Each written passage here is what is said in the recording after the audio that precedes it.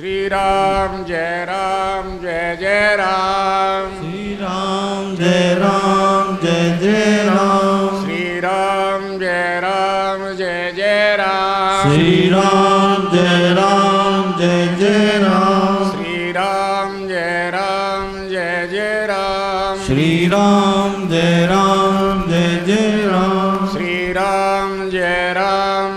जय राम। श्री राम जय जय राम। श्री राम जय जय राम। श्री राम जय जय राम। बोलो सियापति रामचंद्र भगवान की जय।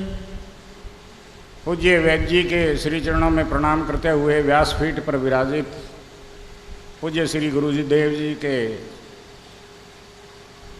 समक्ष प्रणाम करते हुए निवेदन करता हूँ कि कथा का प्रारंभ करने की कृपा करें। श्री गुरु जी महाराज। बोलिए सियावर रामचंद्र भगवान की जय। हम भी भगवान का नाम 2 बार उच्चारण करें, समाहित चित्त हो जाएं। श्री राम जय जय राम। जय राम जय राम। श्री राम जय जय राम। श्री राम जय जय राम। श्री राम जय जय राम। श्री राम जय जय राम। बोलिए सियावर रामचंद्र भगवान की जय। पवन सुत हनुमान की जय। उमापति महादेव की जय।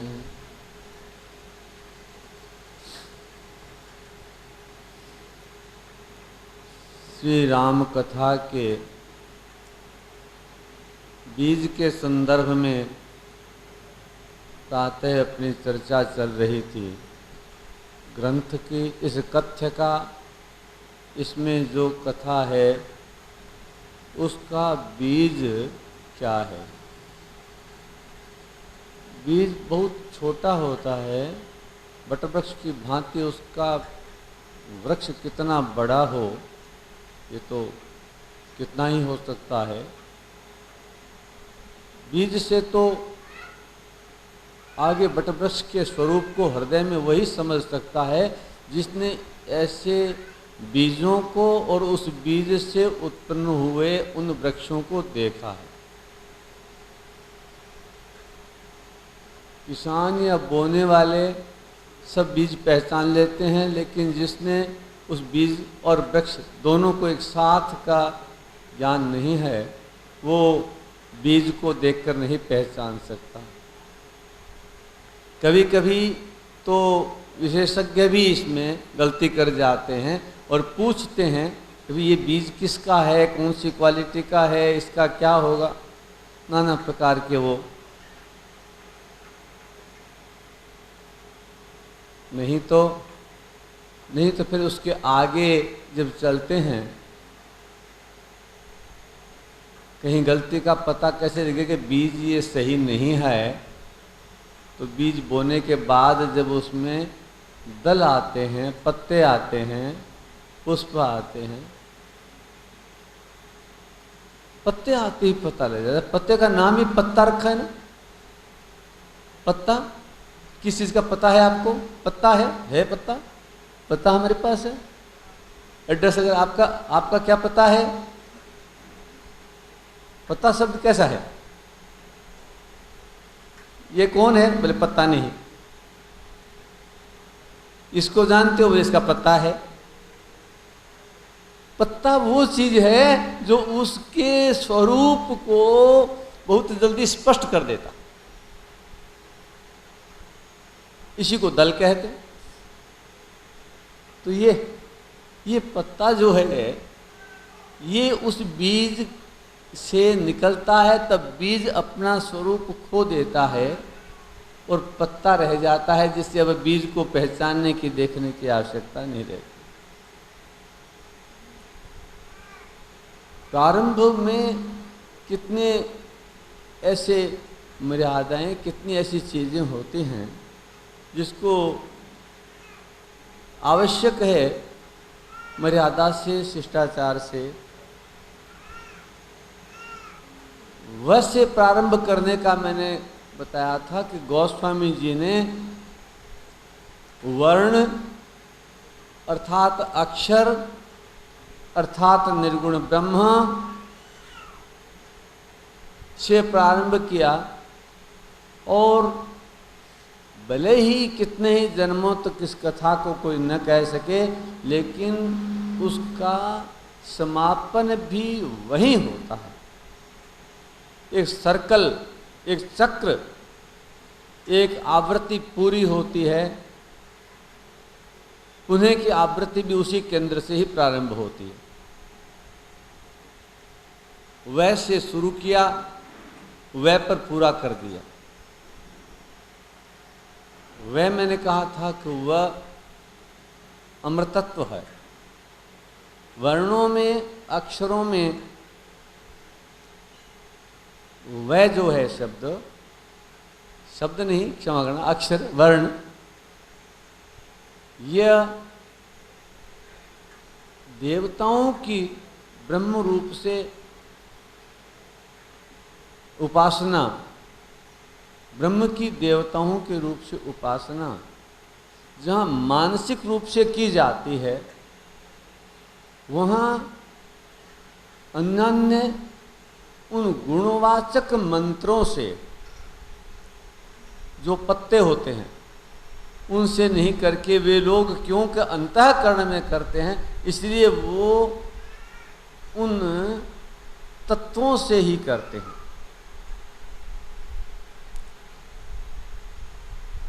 इसीलिए पौराणिक मंत्रों में, क्यों कि पुराण पर सामान्य व्यक्ति का अधिकार है, उन मंत्रों में उन पदार्थों के, उन उपचारों के, उनके उद्देश्यों को, उनके फल को पहले कह दिया जाता है, बस सरल हो गया। लेकिन जो पूजा में, उपासना में जहाँ बीज काम में लिया जावे, तो बीज में इन सब की आवश्यकता नहीं होती।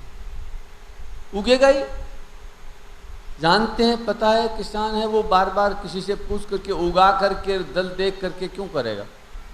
इसीलिए उसमें बीज को छांट करके अपने आप बोने में बीज के विशेषज्ञ को, पहचान करने वाले को, ये सब नहीं होते ना। इसलिए कहा कि वेदों पर सबका अधिकार नहीं।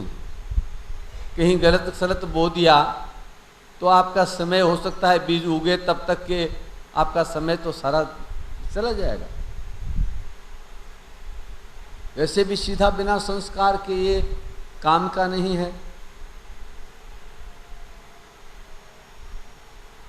वेद पुराण,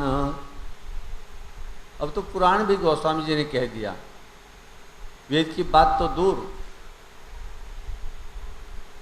वेद पुराण उदधि घन साधु, वेद पुराण उदधि, समुद्र हैं, उदधि माने समुद्र, वेद और पुराण समुद्र हैं। फिर क्या बोले, चाहे कहीं से भी जल मिले, जल तो समुद्र से ही आता है, ये बात ठीक है उपदेश के लिए। लेकिन समुद्र का पानी कोई पी सकता है क्या? समुद्र में रहने वाले भी पानी उनका बाहर से आता है या डिस्टल होता है, तैयार होता है, नहीं तो समुद्र में रह करके भी समुद्र का पानी नहीं पी सकते। समुद्र के किनारे वालों को कभी कभी पानी का संकट, पेयजल का संकट किसी ने देखा हो तो पता है के द्वारका और वहाँ उस स्थानों में आसपास सोमनाथ के पास भी कभी कभी बड़ा भयंकर संकट होता है। यहाँ तो और नहीं तो सीधा पानी मेला मिले, नदी के किनारे वालों को तो मिल जाता है, समुद्र के किनारे वालों को खोदो तो भी खारा, उसकी निकटता के कारण। तो बोले वो पानी तो पीने लायक तो नहीं होता। बोले पानी तो पानी है, क्यों नहीं होता पीने लायक? बोले कभी पी के देख लेना। उदाधि वेद पुराण उदाधि। फिर महात्मा क्या हुआ? महात्मा का निकल कर तो वहीं से आएगा। बरसात में आएगा तो पानी कहाँ से उठता है? समुद्र से। नदी में आएगा तो कहाँ से आएगा? बोले समुद्र से। तालाब भरेंगे, जहाँ भी पानी जल कहीं उपलब्ध होगा, यदि भूगत जल जो है नीचे का भूमि का पानी जो है, ये भी आपको पता होगा, ये कि एक राजस्थानी में भरवा बोलते हैं, भरवा अच्छी है, भरवा का पानी मीठा होता है।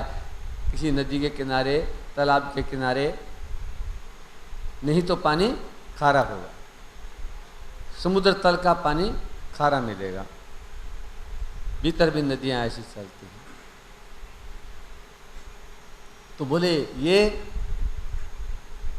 हमें पानी कैसे मिले? फिर बोले पानी तब मिले जब वेद पुराण उदधि से पानी उठा करके जो लाकर हमको देता है वो है बादल।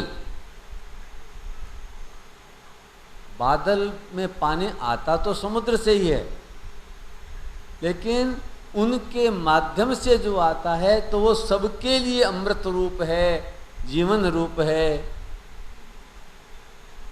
तो बोले वेद पुराण उदधि घन साधु। वेद पुराण समुद्र हैं और साधु लोग, साधु माने वे जो वेद पुराणों को भी समझते हैं, आपको भी समझते हैं, और वो जल लेकर के आने वाला वहाँ से ही, उन्हीं वेदों से, उन्हीं पुराणों से, उन्हीं शास्त्रों से जो मर्यादाएं बताते हैं, जो धर्म का मार्ग बताते हैं, आपके जीवन का आधार, धर्मेण धार्यते प्रजा, धर्म का आधार जो बताते हैं, वो साधुओं के माध्यम से। साधु वहाँ स्मृतिकारक भी हों, जो भी हमारे योग्य जो बात कहते हैं। महर्षि वेदव्यास जी ने इसीलिए तो वेदों के केवल संहिताएं नहीं, पुराणों और आगमों की जो रचनाएं की, वो भी हमें काम आती हैं।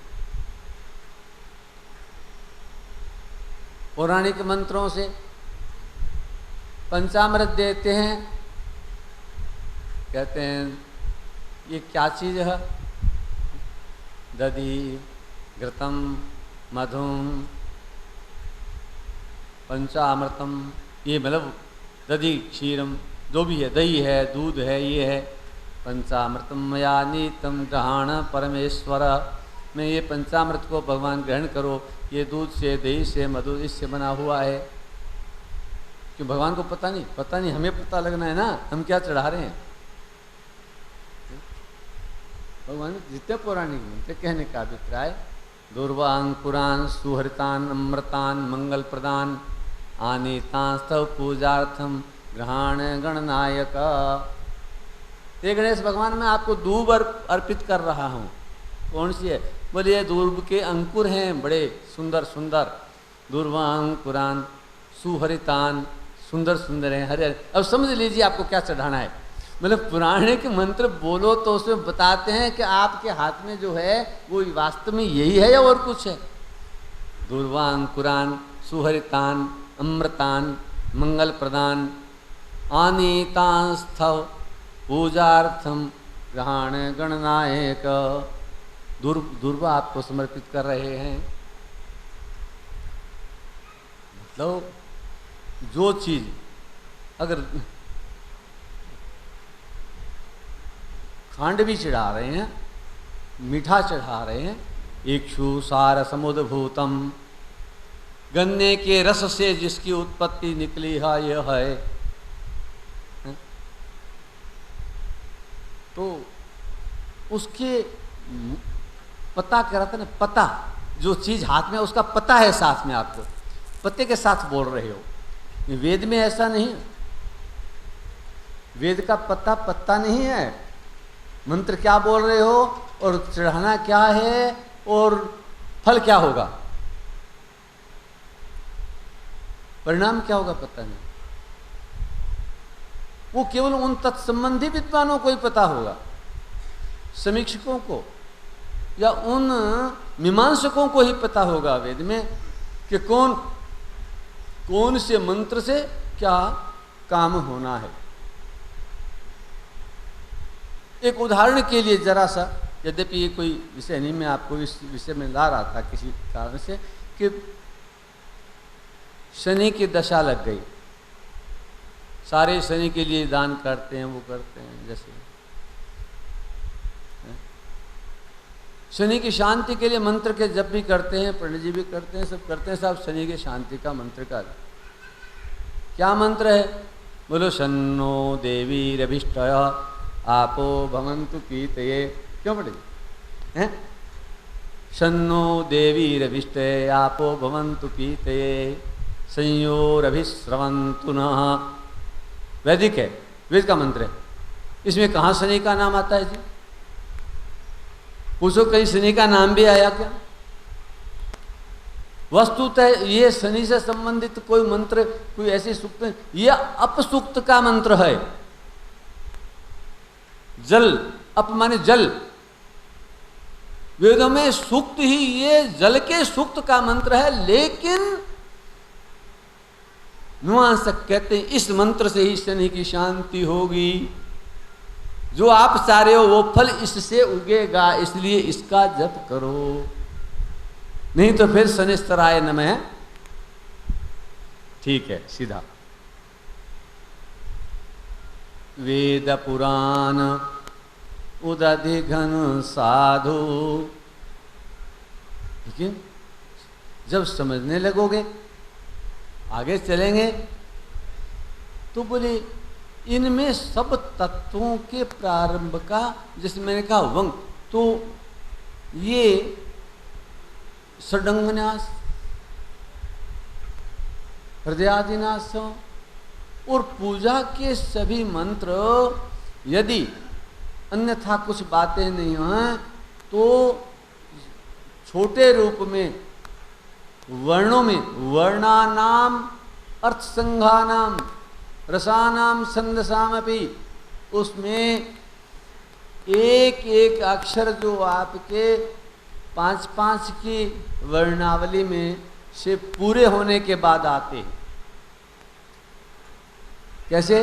स्वर तो हो गई ए आई यू, प्राइमरी की बात कर रहा हूं। फिर के खे गे घे चे छे जे छे टे ठे डे ढे, 5-5 के आ रहे हैं ना, ते थे दे धे ने पे फे बे भे में। बोले यहां तक व्यंजन है और स्वर है, इनको काम में नहीं ले रहे। मानसिक पूजन करते हैं, उसके बाद में कहते हैं हाँ? ये रे ले वे और से के कई अक्षर हो, से उसके प्रकार अंतर है, लेकिन मूल रूप से ये रे ले वे और से, इन्हीं के बीज चल करके और उन उपचारों को काम में दे देते हैं। उन पतों को ये बीज हो गए, उन्हीं को सामने देते हैं। बोले लंग पृथिव्यात्मकम गंधम समर्पयामि। क्यों बोले? लंग पृथिव्यात्मक लय अगर है, यरे लेवे से में होगा और कुछ नहीं होगा। लय अगर है तो इसका मतलब हुआ कि ये पृथ्वी तत्व से संबंध रखता है। अब पृथ्वी से जो आपका काम होना है या इस भूमिका में इस तत्व से जो लगना है, तो लंग पृथिव्यात्मकम गंधम, पृथ्वी का गुण गंध है, तो तिलक करना है चंदन का। चंदन का जो तिलक कर रहे हैं ये भी तो गंध तिलक, कुमकुम करो, चंदन करो, जो कुछ करो, तो तिलक करते समय बोलेंगे, हाथ से वहाँ नहीं करना है, मानसिक वहाँ जो देवताओं के पूजन के कह रहे हैं, तो लंग पृथिव्यात्मकम गंधम समर्पयामि, हंग आकाशात्मकम पुष्पम समर्पयामि। हाँ, आकाशात्मक है, हंग आकाशमात्मकम पुष्पम समर्पयामि, यम वायवात्मकं धूपं समर्पयामि, रंग अगन्यात्मकं दीपं समर्पयामि, वं अमृतात्मकम, मैं कहता हूँ वह अमृत है, वं अमृतात्मकम अमृत नैवेद्यम समर्पयामि। और रही खई सारी की सारी जो भूले चूके में सब में दक्षिणा जैसी होती है, वो अगर सब कुछ सारा एकमय है तो संग सर्वात्मकम, संग सर्वात्मकम समर्पयामि। केवल इन्हीं से मानसिक पूजन मनोमय हो जाती है। वंग अमृतात्मक कह रहा था, इसीलिए इस अमृतात्मक से वर्णानाम अर्थ संघानाम वह को शुरू कर दिया और मानवा कह करके वह पर ही पूरा कर दिया। लेकिन इतनी बात नहीं, गणेश जी को भी तो मनाना है। वह के बाद में वर्ण कहा रहे ऊपर का, राम जी इनके इष्ट हैं। गोस्वामी जी ने कहा एक तो वर्ण अमृत के साथ में रे ऊपर का, वर्ण में रे ऊपर का लगता है ना, और मैं में भी ऊपर का एक छोटी सी बिंदु अनुस्वार। वर्णा नाम नामम रामम, रामम राम में लिख करके करने की आवश्यकता नहीं, राम में के ऊपर अनुस्वार लगा दिया, क्या पढ़ोगे? रामं रामम। ऊपर ही एक ऐसे रे लगा और ऊपर ही एक गोल बिंदु लग करके मैं लग गया। तुलसीदास जी कहते हैं मेरे इष्ट जो हैं उनके तो दो ही वर्ण हैं, तो जो ऐसे ऐसे आकृति का मतलब छत्र की तरह से लगा ऊपर, छत्र क्या किलंगी की तरह से जैसे रह लगा, तो तुलसीदास जी लिखते हैं कि एक छात्र, मेरे राम नाम में दो है ना, एक रे है तो रे कैसा है, वो छत्र के ऊपर लगता है, वर्ण है। एक छात्र छत्ते की तरह से लगता हुआ है, सभी वर्णों पर लगता है। एक छात्र और एक बिंदु लगता हो, वह एक मुकुट मणि, मुकुट के भीतर जो लाल हरी जो बिंदु लगता है भीतर केंद्र में, एक छात्र एक मुकुट मणि। बोलिए बोले सब बारह पर जो, सभी वर्णों पर लग जाता है, किसी पे लगा लो। अवस्था स्वरूप व्यवस्था के अनुसार व्याकरण की है, लेकिन ये ऊपर का रे और एक बिंदु ये दोनों सभी वर्णों पर लग जाते हैं, कोई वर्ण ऐसा नहीं जिसमें न लगता हो। तो बोले सबके ऊपर ही तो रहेंगे, सभी वर्णों पर तो रहेंगे। तो मेरे राम के नाम के दो ही तो वर्ण हैं, एक तो छत्र है और एक मुकुट मणि है। या तो ऊपर छत्र रहेगा और या फिर मुकुट की मणि। एक छात्र एक मुकुट मणि, सब वर्णन पर जो, तुलसी रघुवर नाम के वर्ण विराजत दो। दो ही वर्ण है राम जी के। ये वर्णा नाम कह करके मैं रे और मैं दोनों जिसमें आ गए, वह कह करके अमृतत्व को कहा, और ये कह करके कहा कि ये इसमें प्रथम मंगलाचरण के प्रथम श्लोक के प्रथम शब्द में पद में जो आया है वही बीज है सारी रामचरितमानस का। कहते हैं मैंने जो किया है, कथा तो मैंने की है, भाषा मिद्धमिदम चकार तुलसीदासस्था मानसम, मैंने ये तो किया, किंतु मेरे मानस में, रामचरितमानस में गोस्वामी जी कहते हैं सियावर रामचंद्र भगवान की जय। आदरणीय कुंज बिहारी जी पांडे पधार गए हैं। हाँ, प्रातः काल आए थे लेकिन बाहर से आए हैं। अभी थोड़ा तिलक स्वागत और पट अर्पित करें।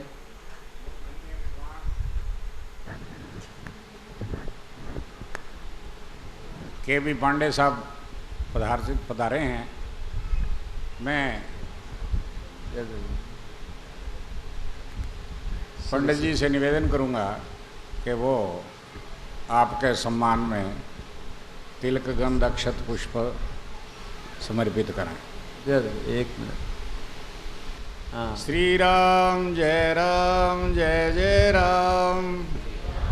जय राम जय जय राम। श्री राम जय जय राम। श्री राम जय जय राम। श्री राम जय जय राम। श्री राम जय जय राम। बोलिए सियावर रामचंद्र भगवान की जय।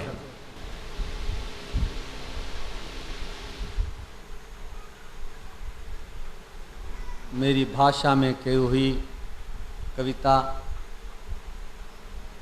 बोले सब गुण रहित।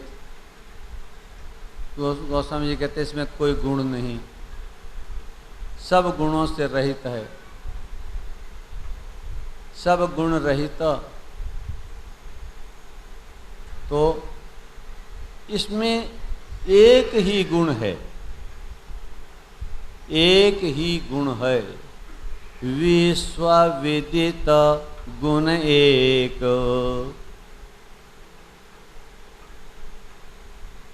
सब गुण रहित लेकिन विश्वविदित गुण एक। एक ही विश्वविदित गुण है। वो क्या गुण है जिसके कारण सब गुण रहित होते हुए भी ये ग्राह्य है, श्रेष्ठ है, कल्याणकार है। क्या चीज है इसमें? वो यही रघुपति नाम उदारा। एक ही गुण है कि यही रघुपति नाम उदारा। अति पावन पुराण श्रुति सारा। एक ही गुण है इसमें, राम जी का नाम है और वो अत्यंत पावन है। वेदों का, पुराणों का सार भी यही है। कितना ही वो एक भजन गाया करते हैं, बोले बस अंत में जो मिला वो राम जी का नाम ही मिला। गुरु जी कहा करते हैं आजकल, बोले आजकल तो राम नाम बस, इसके सारा जितना ज्ञान पुराण वे सब कुछ कंठस्थ है, लेकिन बोले अब एक है तो केवल राम नाम, यही केवल, यही पुराणों का, यही वेदों का, सभी का एक ही मत है, यही तारक मंत्र है और यही मेरे रामचरितमानस में भरा हुआ है। कविता कैसी भी हो मेरी, एक गुण है। गुण माने सूत्र भी होता है जो बांधता है। एक गुण है, बाकी भले ही सारे के सारे अवगुण हैं। सब अवगुणों को भी अगर कोई बांधता है तो एक गुण ही बांध देता है, एक ही गुण बांध देता है। इसलिए इसमें राम नाम है बस। ये कैसे, पहले पहले शुरू शुरू में है राम नाम, या बीच में है, या अंत में है? मध्य अवसान प्रभु प्रतिपाद्य वे राम भगवान। प्रतिपाद्य विषय ही केवल यही है,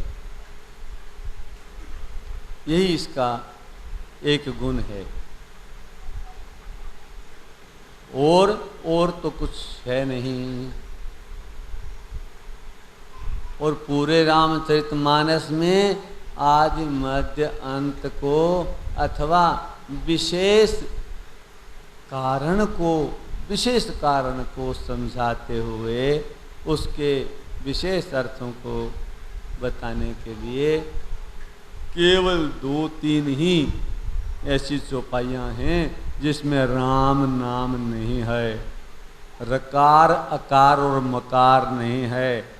बाकी रामचरितमानस में कोई ऐसी चौपाई नहीं है जिसमें रकार अकार और मकार न आया हो। और रकार अकार मकार अगर आ गया, कितनी चौपाई, पूरी रामचरितमानस में कोई निकाल नहीं। रकार अकार और मकार आ गया तो राम तो हो ही गया। उल्टे सीधे की बात नहीं है यहाँ, तो यही एक ऐसी चीज है वो समझने का कि हमने देखा हुआ है। उल्टा नाम, सीधे में तो कोई बात ही नहीं है, कोई सम्मति की जरूरत नहीं। उल्टा नाम जपत जग जाना, उल्टा नाम जपत जग जाना, वाल्मीकि भय ब्रह्म समाना, वाल्मीकि भय ब्रह्म समाना।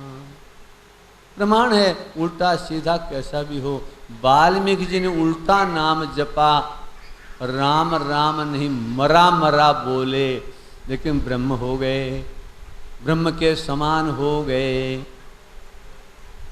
और कितने क्या समान, देखिए जिन्होंने राम जी का भी उनके जीवन काल में भविष्य लिख दिया, नहीं तो कोई मर्म जानता है? राम जी का कोई मर्म जानता है, जान सकता है? पूरे मानस कहता है नहीं, नहीं जान। वेद देवता सभी स्तुति करके एक ही स्तुति, उनका कोई पत्ता नहीं है, जानता नहीं है सही सही है। कई भजन गाय करते हैं, कहने जाने कौन से गुण पर दया निधि रीझ जाते हैं, पता नहीं। तो उनके मर्म को कोई नहीं जानता, और वाल्मीकि जी ने उनका समूचा का समूचा जीवन काल में भी आगे की, जो आप कथाओं में पढ़ते हैं, लवकुश को पढ़ाया, और लवकुश ने जाकर के वहाँ प्रकट बाद में किया, पढ़ा तो दिया ही था, लिख भी दिया था। तो ये सब कैसे हुआ? बिना भगवान की कृपा के तो नहीं होता। ब्रह्म ही ब्रह्म को जानता है, वही केवल सोई जाने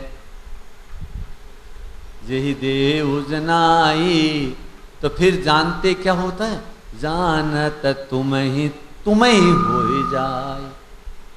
तुमको जो जानता है वो तुम ही हो जाता है, मतलब तुम ही हो जाते हो, वो दूसरा कुछ रहता नहीं है। इसीलिए गोस्वामी जी ने कहा कि वाल्मीकि भय ब्रह्म समान। वाल्मीकि जी ब्रह्म के समान हो गए। ब्रह्म कौन है? बोले राम ब्रह्म परमार्थ रूपा। राम ब्रह्मा परमार्थ रूपा। राम जी स्वयं ही तो परमार्थ के रूप हैं, परम अर्थ के रूप में ब्रह्म हैं। तो उस ब्रह्म को जाने बिना उसका वर्णन कौन कर सकता है? नाम तो उल्टा जपा था, बोले क्या फर्क पड़ा? उल्टा नाम जपत जग जान। संसार देख रहा था, जानता है कि वाल्मीकि जी ने उल्टा नाम जपा, लेकिन नाम तो एक के पहले अक्षर को छोड़ने के बाद में फिर इसकी आवृत्तियां हैं वो सारी सीधी अपने आप ही हो जाती हैं। पहले अक्षर को, पहले वर्ण को छोड़ करके जब आवृत्तियां करते जाओ तो मेरा मेरा मेरा मेरा मेरा मेरा मेरा मेरा मैं मतलब मैं से शुरू होगा तो पहला रे न आया हो, पहला मैं आ गया हो, लेकिन आगे तो सारा का सारा राम राम ही बनेगा।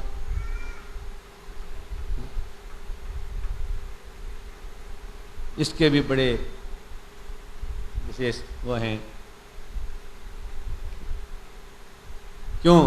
उन्होंने कहा इनको राम नाम ऋषियों ने कहा, और इतना बड़ा सार सर्वस्व मंत्र है, उससे दस्यु रूप को कैसे दिया जा सकता है? कहीं हमें ही पाप लगेगा।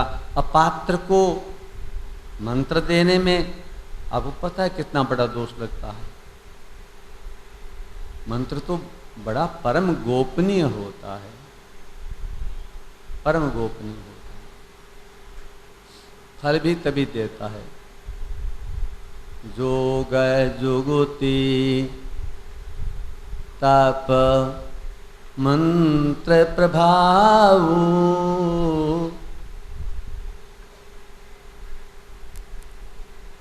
कब? बोले वो तब जोग जुगुति तप मंत्र प्रभाव, फरही तब ही जब किए दुराऊ। तभी फल देता है जब इसको गोपनीय रखा जावे। गोपनीय नहीं रखा तो वो मंत्र फल नहीं देता, युक्ति फल नहीं देती। तो यहाँ इसीलिए बीज स्वरूप में भी भगवान राम के जो दो वर्ण थे उनमें से एक वर्ण जो है वह पहले आया जो अंत में था। राम में रे ए अकारात्मक और म जो अंतिम था वो पहले बोल दिया, सबसे पहले वो आ गया। बोले योग तो सिद्ध ही हो गया, बाकी क्रियाएं तो सारी केवल औपचारिक रही। पातंजलि योग दर्शन में सूत्र आप सब जानते हैं कि ये जब लिखा है तो बताने में और सबके क्रम में क्या कहते हैं, शुरू करते हैं तो यम नियम आसन प्राणायाम धारणा ध्यान समाधि। क्रम पढ़ने का है, करने का, साधना का। यम से शुरू होता है, यम नियम आसन प्रत्याहार धारणा ध्यान समाधि, प्राणायाम प्रत्याहार धारणा ध्यान समाधि। पातंजलि ने योग सूत्र लिखा तो सबसे पहले कौन सा पाद लिखा? समाधि पाद। पातंजलि योग दर्शन में सबसे पहला समाधि पाद जो अंतिम है। तो रे आ मैं था, वाल्मीकि जी ने कहा मैं से मरा बोलेंगे, मैं से शुरू करवा दिया। मैं से शुरू करवाया तो अंत में कहाँ हो, क्या जाना था? बोले अंत में तो ब्रह्म ही रहता है। बोले हमने तो ब्रह्म से ही शुरू किया था।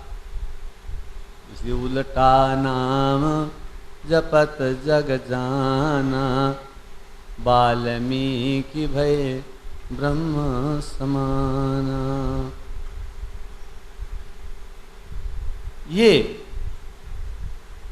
यही जो है, यही दोनों वर्ण भगवान के नाम के गोस्वामी जी ने कह दिया।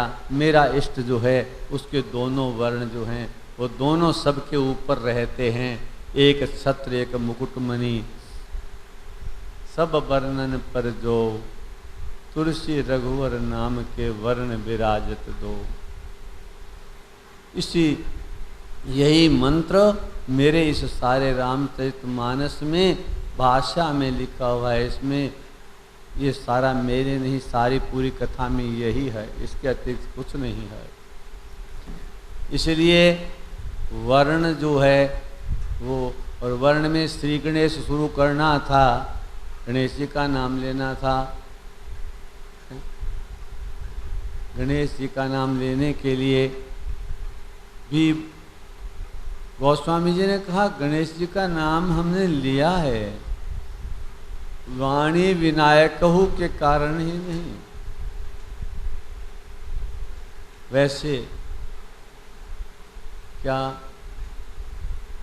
बोले, कहीं कहीं जहाँ विशेष गणेश जी का पूरे विनायक की बात होती है तो ये रकार है, वहाँ रिकार हो जाए। लृ लृ क्री प्री, नीचे रेकार मतलब नीचे ऊपर तो है ही, एक मुकुट की तरह लगता है, वही नीचे एक बार लग जाता है कभी कभी। कहते हैं नीचे कब लगाते हैं, कौन सा बल, यही तो है, वो गणेश जी तो हैं। ले के नीचे रिकार लग गया तो ये गणेश जी बन गए। देवनागरी लिपि में ये अंग्रेजी की तरह की लिपि नहीं है। देखिए ये इसे अपनी तो भाषा को ही देववाणी कहते हैं, लिपि को भी देवनागरी कहते हैं। देवताओं में भी ग्रामीण नहीं, देवताओं में भी नागरी,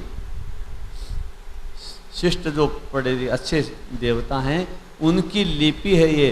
क्यों कि इस लिपि को कल्पित नहीं किया गया था, लिपि भी दृष्ट है, ऋषियों के द्वारा इस लिपि को देखा गया है और देख करके ही उसकी ध्वनि सुनी गई है। मंत्र दृष्टा जैसे हैं तो मंत्रों में जो वर्ण है उस मंत्रों में जो वर्ण है उन वर्णों की आकृतियां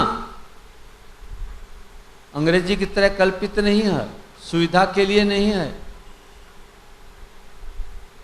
इसलिए इसके आकार से लेकर अंत तक सभी के सभी वर्णों में उनको देखा गया है। देवताओं के द्वारा नहीं, देवताओं ने तो उनको, चतुर देवता थे, उनको ग्रहण करके बता दिया, उसमें प्रकट हो गए। ल के नीचे रे लरी लगता है तो ये गणेश जी का मुंह बनता है। गणेश जी का और कोई शरीर गणेश जी का बनाए न बनावे, कई बार देखा होगा गणेश जी की सूंड बना करके वो करते हैं। ले कभी लिख के दे के और ले के नीचे लरी, लरी की लकार देखो तो ये हाथी का सिर और आगे सूंड ऐसे लगी हुई, ये लरिकार जो है वो पूरा गणेश जी का है। इसलिए इस रकार को हमने बोले जिस ढंग से यहाँ करवाया वो लकार भी गणेश जी का ही है। ये भी एक वर्ण में जब आता है तो गणेश जी ही इसमें आ गए। खैर इस कथा को, इन राम जी की इस ऐसी कथा को कहने के लिए ये उद्भावना कहाँ से हुई, इसका मूल क्या है, किसने जाना, किसने कहा, किसने लिखा, कौन दृष्टा, प्रारंभ कैसे हुई, प्रचार कैसे हुआ, प्रसार कैसे हुआ, हम तक कैसे पहुंच पाई।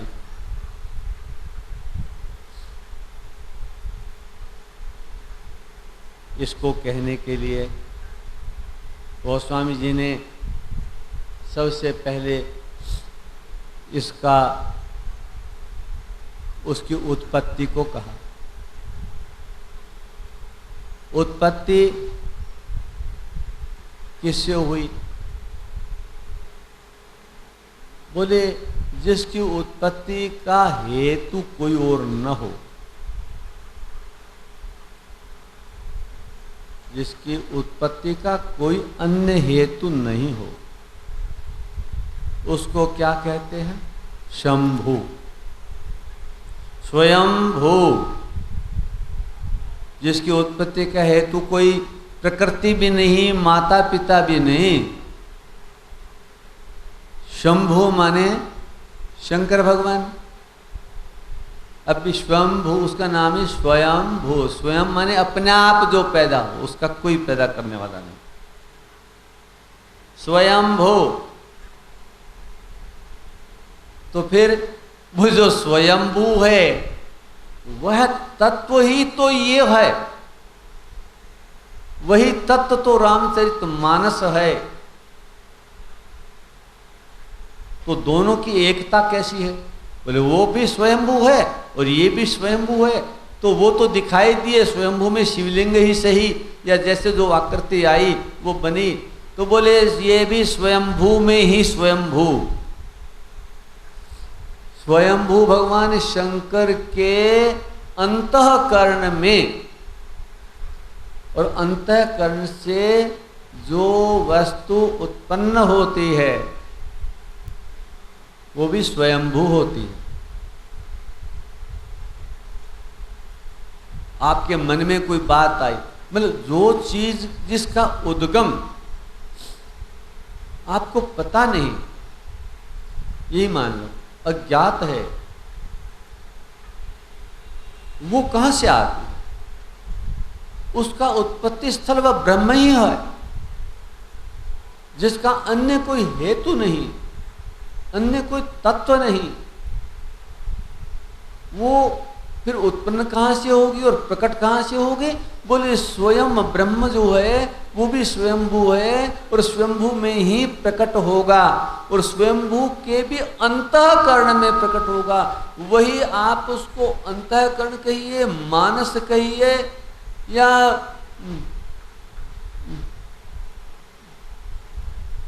तो ये रामचरितमानस जो है वो छोटा नाम गोस्वामी जी ने इसको मानस ही रखा। और ये मानस की रचना स्वयंभू के द्वारा ही हुई। उसने रचना कर ली, फिर बोले रख ली अपने पास, रचना करके अपने पास रख ली, बाहर नहीं आई। बोलना बिना सोचे कैसे आएगी? हेतु कोई हो तो होगा। रचि महेश प्रमाण है, रचि महेश स्वयंभू नहीं कहा। ईश्वर, ईश्वर है स्वयंभू। बोले ईश्वरों के भी ईश्वर हो, महान ईश्वर हो, महेश हो, वही रच सकता था। रचि महेश निज अपने, किसकी कथा है ये? ब्रह्म की तो है। निजानंदमय देह तुम्हारा, अरे देह ही निजानंदमय है तो अंतःकरण में और क्या होगा? स्वयंभू है, महाईश है, महान ईश्वर ने रचना करी और अंदर ही रख ली। रचि महेश तो किसकी रही है? और किसी की हो सकती है? निज स्वरूप क्या है? मानस, मानस स्वरूप है। महेश करता है, और निजत्व इसकी अपना संपत्ति है। रचि महेश निज मानस राखा, राखा माने रख लिया, और दूसरा राखा, कौन रखा है? सारा सबका रखा, रखा कौन है? खुद ही तो हैं, रखवाले भी खुद ही हैं। खुद के अंतःकरण से किया, प्रकट किया, स्वरूप बनाया, हृदय में रख लिया, और उसके रखवाले भी दूसरा कौन करेगा? बोले मानस में से रखा कि उसके स्वयं ही रखवाले हैं। बाहर जाएगा तो रखवाला दूसरा देखना पड़ेगा। रचि महेश निज मानस राखा। तो फिर बाहर कब आया? अंतःकरण की बात बाहर कैसे पता लगती है? मुंह से। और कोई साधन है? मन की बात को अगर बाहर पता लगती है तो कहते हैं होठों से निकली तब पता लगेगी। होठों से निकलने पर रचि महेश निज मानस राखा, और पाय सुसमय उमासन भाखा। समय प्राप्त करके उन्होंने उमा से कही, अवसर बिना अवसर के तो कैसे कहते। अच्छा, सुसमय, सुसमय देखिए, विभु है ना समय, तो काल है ना, स्वयं ही काल है वो। लेकिन ब्रह्म की अभिव्यक्ति भी शुभ मांगलिक, सृष्टि के मांगलिक हेतु हो तो वह सु है, और वह सुसमय है। इसलिए काल विभु है, काल ईश्वर का रूप है, उसी को आप समय कहते हो। और अनुकूल समय जब है उस वक़्त कोई बात कही जाए तो जो लगती है वो उसके गीत गाते रहो तो भी नहीं लगती। अहरनिश गीत गाते रहो लगती नहीं है। और सही समय पर अगर एक बात लग जाए तो महावाक्य जैसे सन्यासियों को, पात्रों को एक बार ही, वेद कहता है, संत कहते हैं, एक बार ही कान में मंत्र दिया और देते ही तत्क्षण वो जब ही और तब ही की तरह से वो ब्रह्म हो जाता है।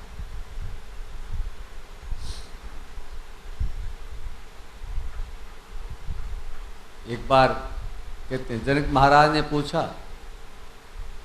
बोले मुझे ज्ञान चाहिए, लेकिन कोई कितनी देर में दे सकता है? कितने दिन, कितना समय? गुरुजी के पास जाए कि 12 साल तो व्याकरण पढ़ो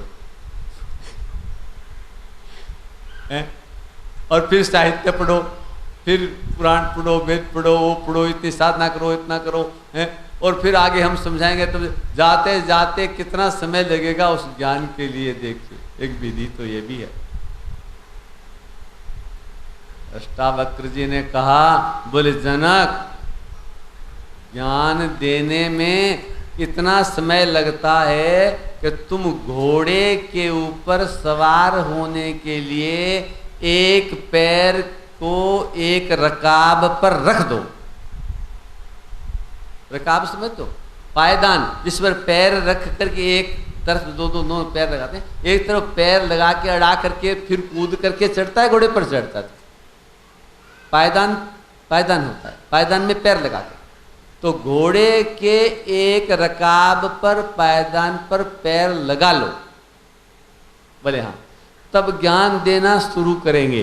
बोले हाँ, और जब तक उछल करके दूसरे रकाब पर पैर जाएगा तब तक आप ज्ञानी हो जाओगे। बोलो सियावर रामचंद्र भगवान की। उसमें जितनी देर लगती है इतनी देर ही ज्ञान में लगती है। ज्ञान में इतनी देर लगती है। तो महावाक्यों को बोलने में कितनी देर लगती है? इतनी ही तो लगती है। और ये पर कब? जब पात्रता हो, भूमि तैयार हो। भूमि तैयार हो तभी बीज डालने पर, बीज को डालने में कितनी देर लगती है? एक बीज हाथ में लेके खड़े हो गए और उसको धरती में डालना है, तो हाथ में से धरती में डालते समय कितनी देर लगती है, सब सोच लो। इतनी ही देर जिसके हाथ में बीज है और भूमि उसके सामने है, तो उतनी देर लगती है जितनी उस कान में डाल दिया। उगेगा कि नहीं उगेगा? डाल दिया, छोड़ दिया, उगेगा? निश्चित उगेगा। इस तरह से शंकर भगवान ने, शंभू ने, महेश ने इसको रचा, इसकी रचना की। रचि महेश निज मानस राखा, और कब बोले पाए सुसमय, सुसमय अच्छे समय पर, अवसर पर, उमा सन भाखा, भाखा कहा, कह दिया, लेकिन दिया नहीं। ध्यान रखो, उमा को दिया नहीं, उमा को सुसमय पर टेस्ट करवा दिया। मुंह खोले कोई खड़ा हो के जरा टेस्ट कराना, और उंगली में, हाथ में मिठाई है, डली है, मिश्री है, उसके मुंह में डाल दी। बीज ही है, गेहूं का दाना ही है, सरसों का है, वो है, उसके मुंह में डाल दिया। अच्छे समय पर टेस्ट कराने के लिए जब उसकी पात्रता है तो डाल दिया, लेकिन मुंह में डाला हुआ बोलो उगेगा क्या? पेट में तो चला जाएगा, प्रभाव कर देगा, पुष्ट कर देगा, लेकिन अब उसके उगने की आशा करते हो क्या वो वापस उग जाएगा? तो बोले रचि महेश निज मानस राखा, पाय सुसमय उमासन भाषा। कहा यही कारण रहा कि आगम हो गया, अगम, अगम से आगम हो गया। अब तो जब निकलेगा तब निकलेगा।